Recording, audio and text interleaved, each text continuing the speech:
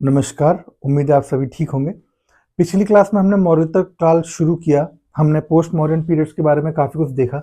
हमने देखा कि उस समय में कौन-कौन से राजवंश यानी विदेशी राजवंश और कुछ भारतीय राजवंश भारत में राज कर रहे थे और उत्तरी क्षेत्र में कुछ विदेशी राजवंशों को हमने देखा और गंगा घाटी वाले रीजन में हमने कुछ भारतीय राजवंशों को देखा।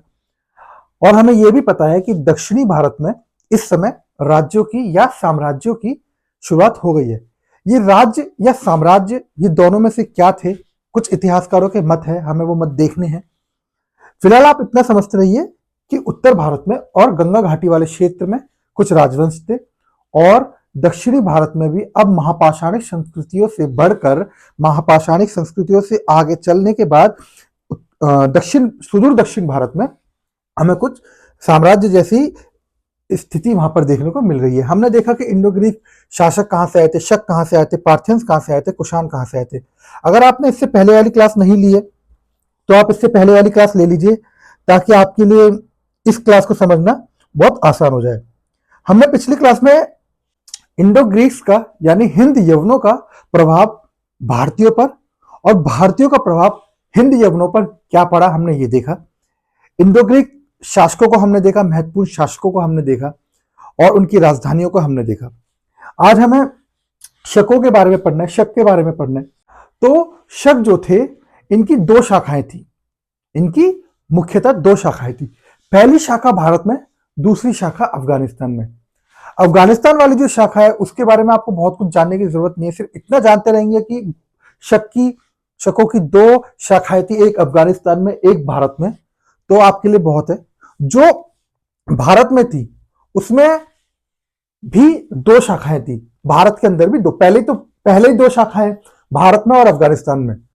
उसके बाद भारत में उत्तरी क्षत्रप, पश्चिमी क्षत्रप।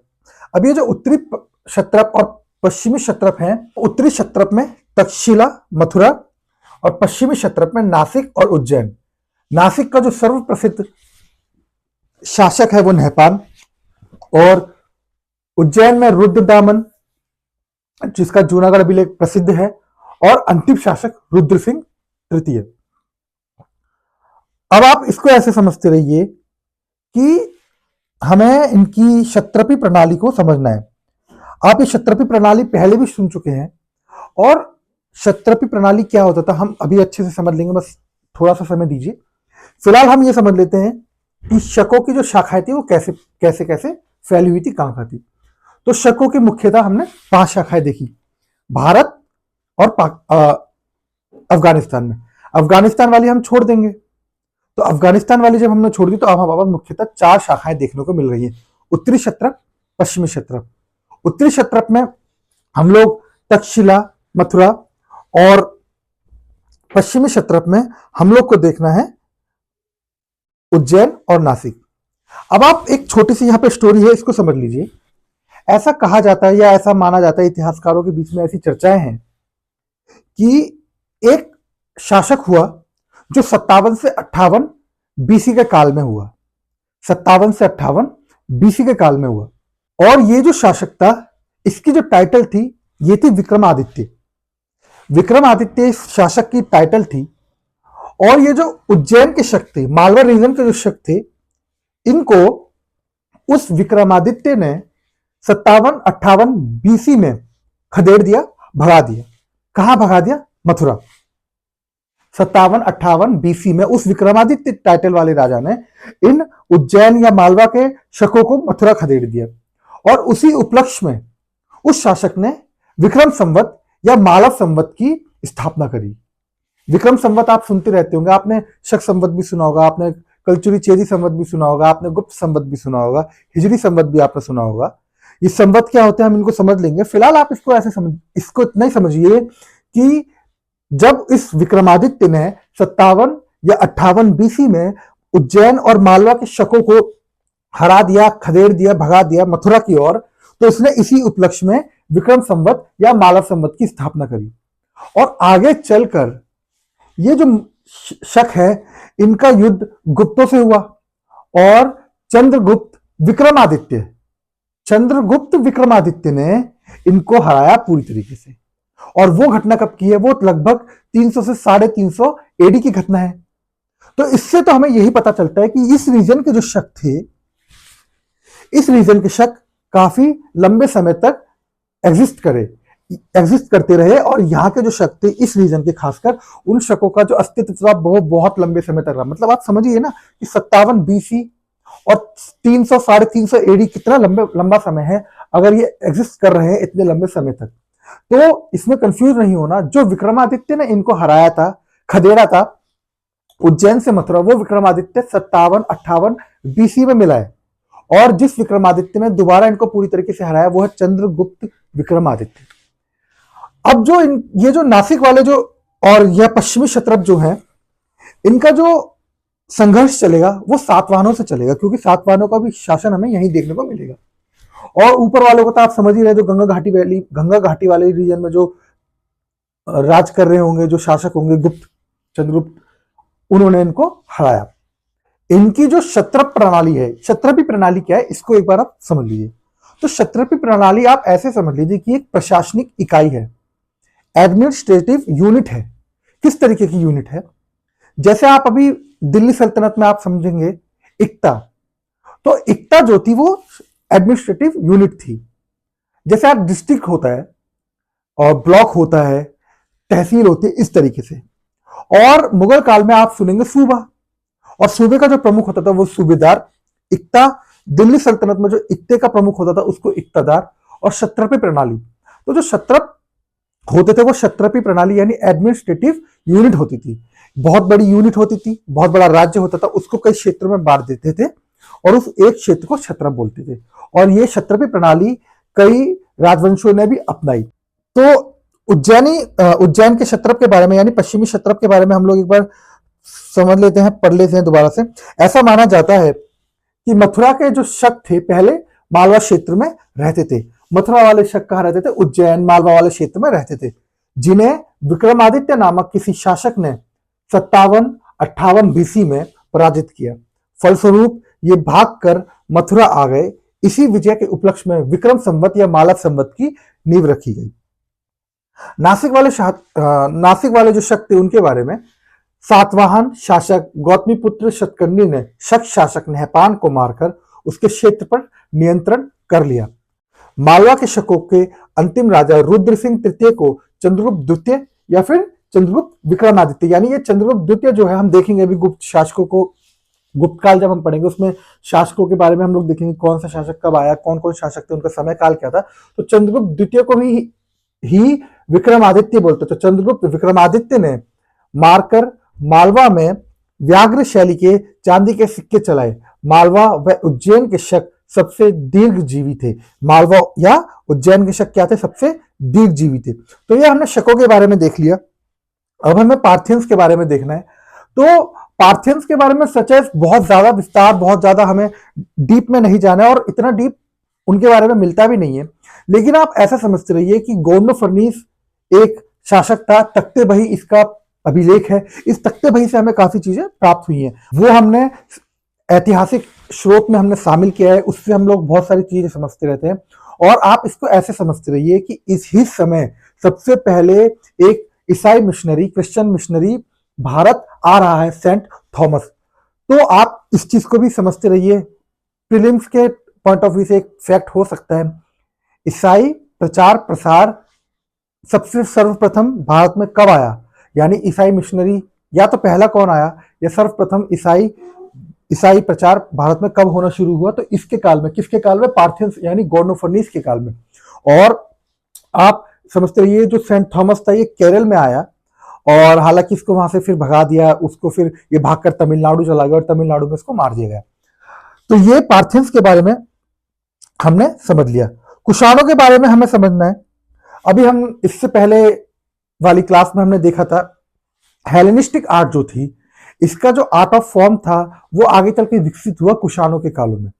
और कनिष्क शासक की दो राजधानियां थी, जिसमें एक पेशावर पुरुषपुर वाला एरिया था और एक मथुरा वाला रीजन था, जहां पर मथुरा कला और पुरुषपुर में गंधार कला हमें विकसित होती हुई दिखती है। और वो हेलेनिस्टिक आर्ट का ही विकसित फॉर्म था, मॉडिफिकेशन फॉर्म था, मॉडिफाइड फॉर्म था, जो हमें देखने को मिलता है। तो कुषाणों के काल में हमें अब ये समझना है कि कुषाण जो थे ये पश्चिमी चीन के यूची कबीले से थे, पश्चिमी चीन के यूची कबीले से, और हमें इनके कई युद्ध भी देखने को मिलते हैं। कनिष्क के कई युद्ध हमें चीनियों के साथ देखने को मिलते हैं, चीनी राजवंशों के साथ हमें देखने को मिलते हैं। और यही कनिष्क भारत में कई सारी ऐसी चीजें पहली बार इंट्रोड्यूस करेंगे जो बहुत यूनिक हो जाएंगी, और जो वो यूनिक चीजें हो जाएंगी उन्हीं को हमें बहुत विस्तार से पढ़ना है।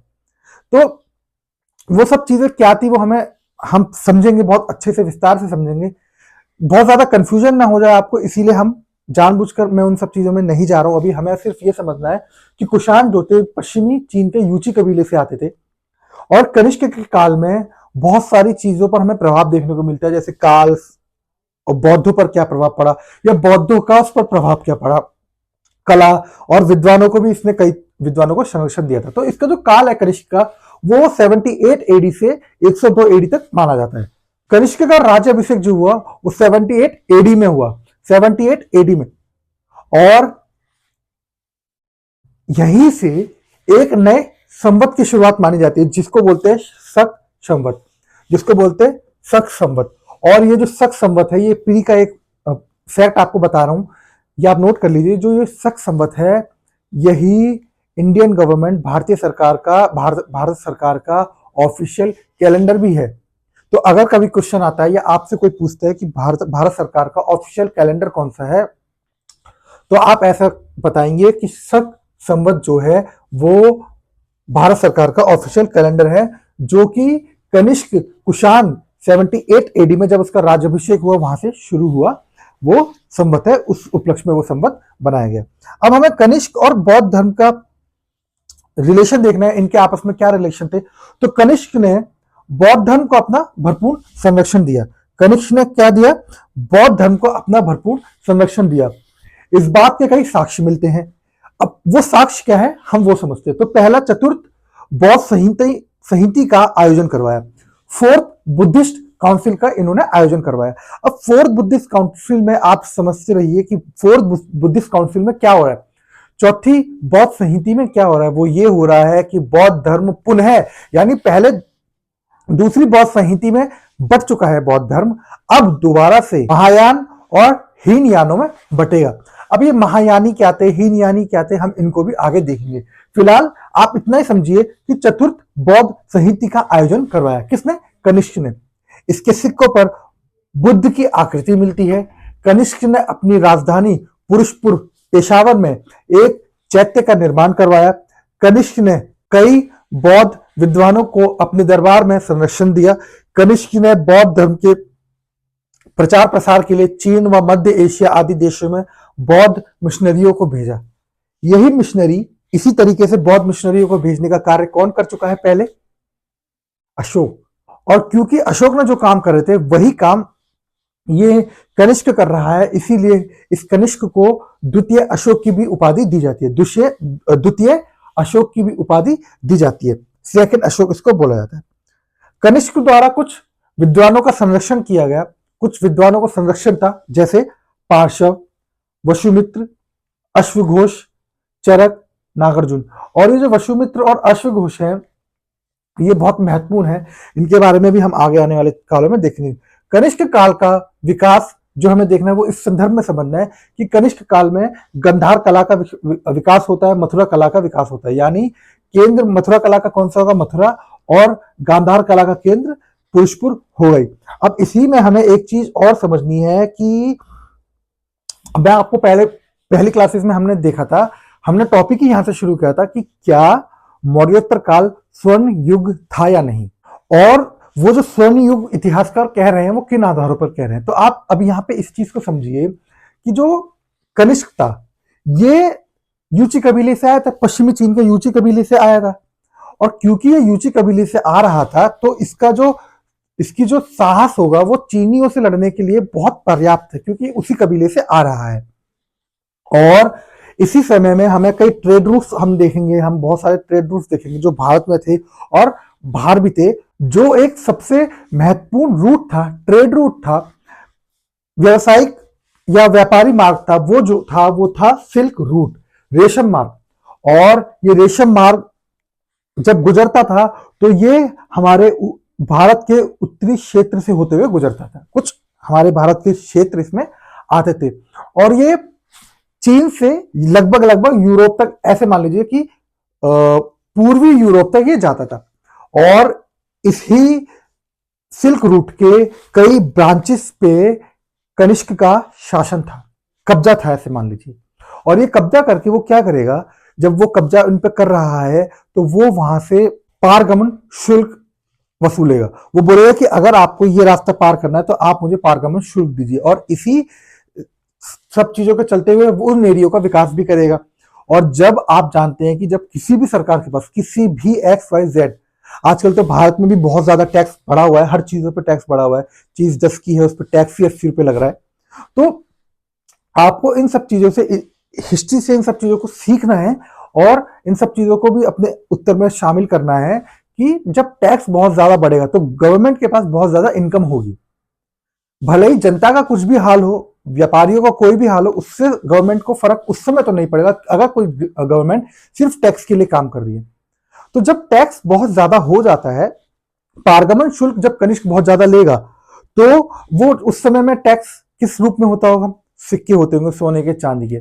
और जब भारत में सोने और चांदी के सिक्के इस समय में आना शुरू होंगे तो यहां पर बहुत ज्यादा व्यापार बूम करेगा, बिजनेस जो है, ट्रेड जो है बूम कर जाएगा, ट्रेड एकदम से बढ़ जाएगा। और इस काल में हमें बहुत ज्यादा व्यापार देखने को मिलेगा, बहुत ज्यादा व्यापार की उन्नति हमें देखने को मिलेगा, हमें कई सारे नगर देखने को मिलेंगे। तो आप ये समझते रहिए कि कनिष्क का जो था कब्जा, सिल्क रूट की कई ब्रांचेस पे था। सिल्क रूट की ब्रांचेस को हम लोग एक बार शॉर्ट पे देख लेंगे। हमें, मैं आपको बार बार बोलता रहता हूं, हमें हिस्टोरियन नहीं बनना, हमें अपने आंसर लिखने हैं बस। जो भी प्रश्न पूछा जाएगा हमें उसका उत्तर लिखना है। तो सिल्क रूट का एक बार हम लोग छोटा सा वीडियो बना क्लास लेके हम उसमें देख लेंगे सिल्क रूट क्या थे, कहां से कहां जाता था, बस इतना मोटा मोटी हमें ध्यान रखना है। सिल्क रूट के कई ब्रांचेस थी, उसकी कुछ ब्रांचेस यहां से होकर गुजरती थी, इस वाले एरिया से ऐसे होकर गुजरती थी, और इन्हीं ब्रांचेस पे कब्जा था कनिष्क का, क्योंकि उत्तरी भारत के एरिया में ही तो वो शासन कर रहा है। और जब इसका कब्जा रहेगा तो ये अधिक से अधिक पारगमन शुल्क उनसे लेने में सक्षम होगा, उनसे ज्यादा से ज्यादा पारगमन शुल्क लेगा, और भारत में सबसे शुद्ध और सबसे नियमित रूप से सिक्के चलाएगा। अब हमें जो देखना है आने वाले क्लासेस में, हमें सिक्कों के बारे में पढ़ना है, बहुत सारी चीजें हैं वो हमें पढ़नी है। इस क्लास के लिए इतना ही। Thank you so much.